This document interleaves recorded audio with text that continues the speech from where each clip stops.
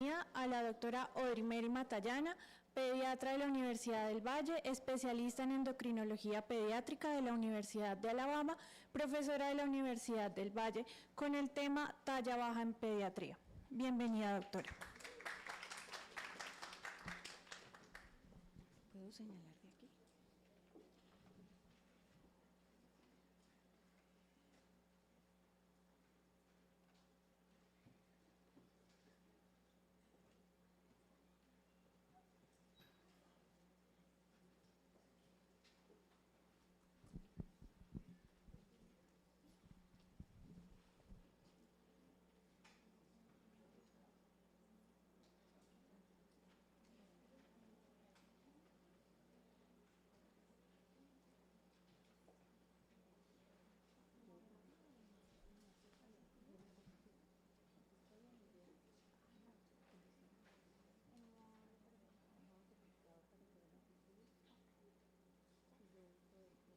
Puedes pasar. ¿Necesitas punto de aquí? Aquí con la flechita. Muy buenas tardes a todos y muchas gracias por la asistencia. Siempre para mí ha sido muy grato y es un honor poder participar en estas jornadas organizadas por los residentes y recordar que cuando nosotros éramos R3, cuando yo era R3, organizamos las primeras jornadas, o sea que estamos de aniversario. Muy bien. Vamos entonces, el tema que me pidieron que hablara hoy, talla baja. Entonces, mis conflictos de interés, no tengo ninguno para esta conferencia y esta es más o menos la temática que vamos a hablar hoy, generalidades, definición, diagnóstico y caso clínico. Estos son datos extraídos de un estudio que hicieron aquí en Colombia, que ustedes pueden ver, que fue publicado en el 2002, datos de talla extraídos de cuando los ciudadanos colombianos íbamos a sacar la cédula. Entonces, ustedes pueden ver, estos son los hombres y estas son las mujeres, y mire cómo hay una tendencia secular en la talla final de los colombianos. Y en la década de los 80, el hombre medía más o menos, un hombre colombiano podía medir 1,70 y una mujer colombiana podía medir 1,59. Y esta tendencia secular, esta mejoría de la talla se ha atribuido a las mejores condiciones nutricionales, socioeconómicas de salud que han ido mejorando a través desde el 1910 a 1980. Y hoy en día no tenemos por qué sacarlos de la cédula, tenemos el estudio, ya hemos medido a los niños y tenemos nuestras propias curvas y podemos decir que la talla final promedio de las niñas colombianas está más o menos en unos 59,6 centímetros con una desviación estándar de 5,5 y los varones de unos 72,6 desviaciones estándar. La talla mínima de las mujeres es de 1,50 la mujer colombiana y el varón la mínima es 1,60. Y la diferencia entre los dos sexos, definitivamente los hombres tienen una ventaja de 13 centímetros sobre nosotras las mujeres. Muy bien, entonces ahora vamos a ver por qué queremos hablar sobre talla baja y enfatizar. Queremos buscar la causa, queremos corregir la causa para mejorar la talla y queremos disminuir complicaciones a corto y a largo plazo. A corto plazo podemos tener complicaciones psicosociales, podemos tener complicaciones económicas. ¿Qué quiere decir económicas? Niños que son excelentes deportistas y que pierden una beca deportiva porque les falta estatura. Y a largo plazo, riesgo cardiovascular. Riesgo cardiovascular se ha asociado con talla baja. El adulto con talla baja tiene más riesgo cardiovascular que el que no tiene talla baja. De todas formas, un ejemplo de una de las causas de riesgo cardiovascular asociado a talla baja es el pequeño paradaje estacional y esto está publicado en la teoría de Barker, que muestra que el pequeño paradaje estacional tiene alto riesgo cardiovascular en su vida adulta, no solamente por su problema de peso, sino también por su problema de talla. Y hay muchos estudios hoy en día que no solamente relacionan pequeño paradaje estacional, sino el que tenga déficit de hormona de crecimiento tiene alto riesgo de enfermedad cardiovascular como adulto. El que tiene talla baja genética tiene alto riesgo riesgo cardiovascular. Y ese de talla baja genética posiblemente lo han asociado que puede ser que las coronarias son más pequeñas.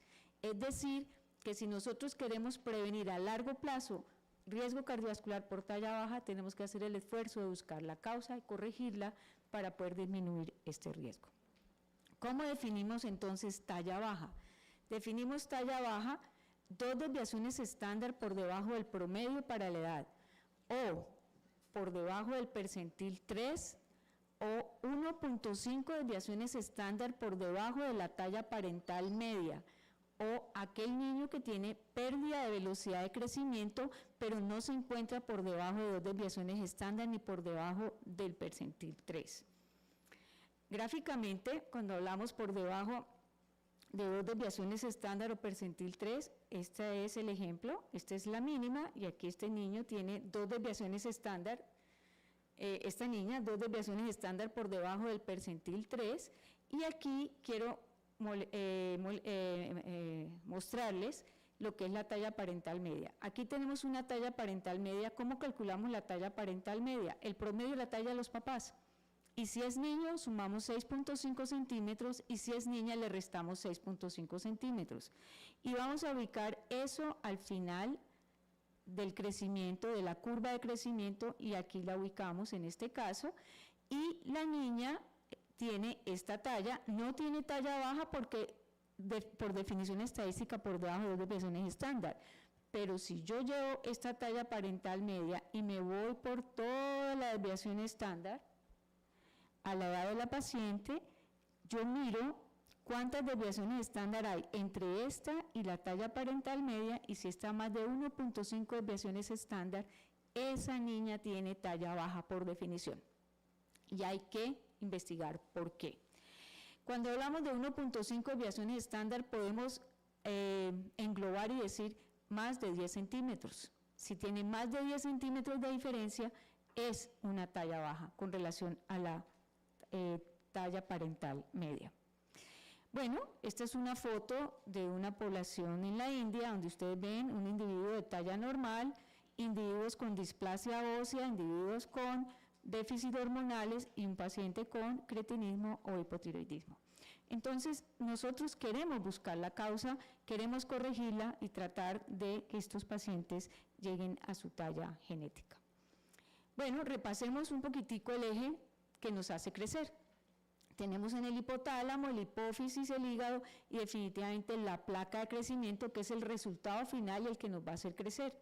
Pero tenemos que saber que cualquier lesión a nivel del hipotálamo, congénita o adquirida, cualquier lesión en hipófisis congénita o adquirida, cualquier lesión en el hígado congénita o adquirida, cualquier lesión en los huesos congénita o adquirida, nos va a afectar el crecimiento. Pero también tenemos que tener en cuenta todo el medio ambiente donde se produce todo este eje, un medio ambiente con un pH adecuado, con unas proteínas adecuadas, con un riñón que esté funcionando bien, porque si el riñón está perdiendo proteína, no tengo suficientes proteínas para poder sintetizar estas hormonas que están en este eje. Si tengo un problema pulmonar, voy a tener problemas de ácido, base, de oxigenación, y estas proteínas se pueden desnaturalizar y no funcionar muy bien. Entonces tenemos también que si tenemos, por ejemplo, una lesión tumoral, pues puede ser que no vamos a producir el factor liberador de hormona de crecimiento. Si tenemos un trauma craneoencefálico, es posible que la adenohipófisis no funcione bien y el eje hipotálamo-hipófisis se altere y no liberemos hormona de crecimiento. Tenemos las proteínas transportadoras, tenemos los receptores a nivel del hígado y también hay problemas genéticos a nivel de estos receptores. Cuando hay mutación de este receptor, lo conocemos ampliamente como el síndrome de Laron. Y aquí tenemos la IGF-1 que se produce en el hígado bajo el efecto de la hormona de crecimiento. La IGF-1 se une a su proteína transportadora y a una subunidad ácido lábil formando un triconjugado. Este triconjugado le da estabilidad a esa IGF-1 para que esa IGF-1 no se degrade tan rápido y pueda unirse al receptor en el núcleo de crecimiento. La IGF-1 unida en el receptor va a generar una respuesta paracrina directamente en el núcleo de crecimiento produciendo IGF-1 también. Pero la hormona de crecimiento también puede unirse directamente en el receptor de la placa de crecimiento a nivel del hueso. Entonces, este eje que vemos aquí, este triconjugado que vemos aquí de IGF-1, IGF-BP3 y ALS, se ha descrito recientemente como una alteración en el crecimiento. Si yo tengo mutaciones de la ALS, no crezco bien. Si tengo mutaciones de la IGF-BP3, no crezco bien. Pero para que la IGF-1 pueda unirse aquí, necesito una proteasa que la rompa de este triconjugado para que ella se pueda unir. Y esa proteasa es la que conocemos como PAPAP, que yo cuando reviso con ustedes el tema les digo que es el marcador que usamos para revisar si una paciente embarazada es un marcador para síndrome de Down en mujeres embarazadas. Entonces el PAPAP, también déficit del PAPAP no permite que la IGF-1 se una a su receptor y nos puede dar también problemas de crecimiento y de talla baja. Es decir, que este eje lo tenemos que evaluar con exámenes y con historia clínica. Vamos entonces a ver este algoritmo. Tenemos entonces un paciente por definición con talla baja. Busquemos una historia prenatal. En la historia prenatal es importante averiguar cuánto pesó al nacimiento, cuánto midió al nacimiento, si pesó menos de 2.500 gramos o midió menos de 48 centímetros. Por definición en endocrino decimos ese niño es pequeño para edad gestacional, independiente si fue prematuro con peso adecuado. El solo hecho de haber sido menor de 2.500 ya lo hace candidato a mejorar la talla si a los 2 años él no ha recuperado su talla. Lo definimos como talla baja, por eso siempre preguntamos si fue de origen prenatal o postnatal. Si es de origen postnatal, quiere decir que el niño tuvo un peso y una talla adecuada y después se comprometió su talla. Entonces vamos a revisar su velocidad de crecimiento. Si su velocidad de crecimiento es baja, entonces tenemos que buscar si tiene problemas nutricionales o tiene una enfermedad crónica sistémica o tiene una enfermedad hormonal. Si su crecimiento es normal, tenemos que buscar síndromes, si es una talla baja idiopática, una talla baja familiar o si una talla baja constitucional. Y no nos olvidemos averiguar si el paciente es proporcionado o no. Si está proporcionado, si no está proporcionado es una displasia ósea y si está proporcionado nos vamos nuevamente a causas nutricionales, enfermedades crónicas o una enfermedad hormonal.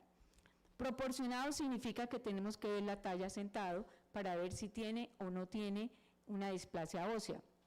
Entonces aquí tenemos que estas son las curvas para ver las proporciones del tronco con relación a la talla, son curvas colombianas y debemos saber cuál es el porcentaje de la talla sentado sobre la talla y de acuerdo a eso los podemos ubicar si está normal, también hablamos de media y de desviaciones estándar, y si está por encima decimos que tiene piernas cortas y si está por abajo decimos que tiene tronco corto. Este es un ejemplo de la velocidad de crecimiento de niños con talla baja constitucional y el peso.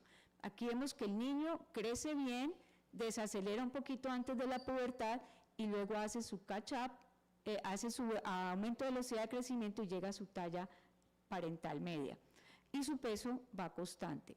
El niño con talla baja familiar o genética también tiene su velocidad de crecimiento normal y su peso normal. Y este niño con enfermedad crónica o nutricional, ustedes pueden ver, se aleja, se aleja, se aleja y su peso también se va comprometiendo. Entonces, ¿cómo hacemos el diagnóstico? Hacer una buena historia clínica, un buen examen físico, buscando si está proporcionado o no, buscando estigmas de síndromes. Exámenes en el laboratorio que debemos pedir inicialmente son de origen renal, parcial de orina, hemograma, exámenes de tiroides, T4-TSH, perfil hepático y por último la IGF-1 o somatomedina C. No pedimos hormona de crecimiento y definitivamente una radiografía de la mano. Esto es para recordarles que toda niña con talla baja hay que buscar síndrome de Turner y también este es el ejemplo que les pongo muchas veces, el síndrome de Noonan, que son niños con talla baja y estas son las características de ellos. Tenemos que revisar implantación de las orejas, tenemos que revisar el filtrum, la forma de la nariz y si hay hipertelorismo facial o no. Y la edad ósea usamos el atlas de Grollich-Champaille Y este sería el ejemplo de este paciente que quiero compartir con ustedes. Este paciente fue remitido por primera vez a endocrinología a los 5 años y estaba a 5 desviaciones estándar. Cuando vimos ese paciente, le hicimos el estudio y encontramos esta característica de este niño: frente ancha prominente, depresión del puente nasal, esto era cuando él cumplió el añito, y pues parecía como un fenotipo de acondroplasia, pero el niño estaba totalmente proporcionado. Bueno, el niño tenía un déficit congénito de hormona de crecimiento, se le dio tratamiento con hormona de crecimiento y el niño recuperó su talla parental media. Entonces, siempre estar alertas a los signos físicos, no todo es displasia, también podemos tener déficit de hormona de crecimiento con esas características en un niño proporcionado. Y quiero que lo lleven el mensaje que resume todo lo que he dicho hoy. Velocidad de crecimiento, es importante que recordemos cómo crecen los niños, es definitivamente de mucho valor en retrospectiva y en prospectiva. Si no tenemos historia objetiva de velocidad de crecimiento, pues hagámosle un seguimiento y construyámosla. Si el crecimiento es anormal y tiene un peso normal o alto, tiene una causa endocrina. Ojo con el peso alto para la edad, tiene una causa endocrina, un niño que no está creciendo bien. Pero si tiene peso bajo, hay que buscar causas nutricionales, enfermedad crónica. Si la velocidad de crecimiento es normal, específicamente en mayores de 2 años, hay que mirar si fue de origen, cómo fue su peso cuando nació, y si fue menor de 2.500 gramos, pequeño parada gestacional o es sindromático. Y si su peso fue mayor de 2.500 gramos, es una talla baja idiopática o es sindromático. Y recordarles que las displasias óseas se pueden presentar totalmente a cualquier edad. Yo puedo tener un niño con hipotiroidismo y una displasia ósea, yo puedo tener un niño con falla renal y una displasia ósea, yo puedo tener un niño desnutrido con una displasia ósea. Siempre recordar, buscar las proporciones de los niños. Talla baja idiopática es porque no sabemos qué es. Y dentro de la talla baja idiopática, la talla parental media nos sirve porque si está creciendo dentro de la talla parental media, es familiar o es constitucional. Pero si no es familiar ni constitucional y definitivamente no encontramos la causa, es una talla baja idiopática, y ahí es donde estamos encontrando todos estos genes nuevos como el de PAPAP que les acabo de mencionar. Bueno, eso es todo lo que quería compartir con ustedes. Muchas gracias.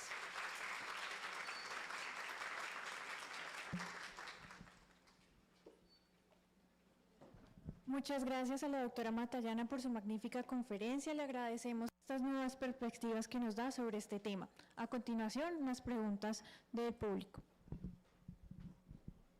Doctora, ¿qué opina sobre el uso de bosoritida, por ejemplo, en pacientes con ciertas condiciones de talla baja como la acondroplasia? Bueno, bosorotida está indicado en los niños con acondroplasia, es un medicamento nuevo, ha habido mucha controversia, está aprobado para niños mayores de 5 años, no para menores de 5 años, y en Europa han tenido buena experiencia algunos centros y otros centros dicen que no, pero estamos trabajando en eso en Colombia, pero es una buena alternativa, hay esperanza para niños con acondroplasia. Otra pregunta del público es: ¿la talla parental media se ve afectada solo por la talla de los padres o puede variar por hábitos de sueño, actividad física, la dieta de los niños? La talla parental media definitivamente hay que medir a los papás, ¿no? Y si el niño está creciendo por fuera de la talla parental media, hay que averiguar fisiológicamente dentro de la historia clínica si el niño es trasnochador, si el niño no hace ejercicio. Claro, no hacer ejercicio, no dormir las 8 horas nocturnas antes de que haga el sol y no alimentarse bien puede producir talla baja, puede perder centímetros y alejar el niño de su talla parental media. Muchas gracias, doctora, por su magnífica conferencia.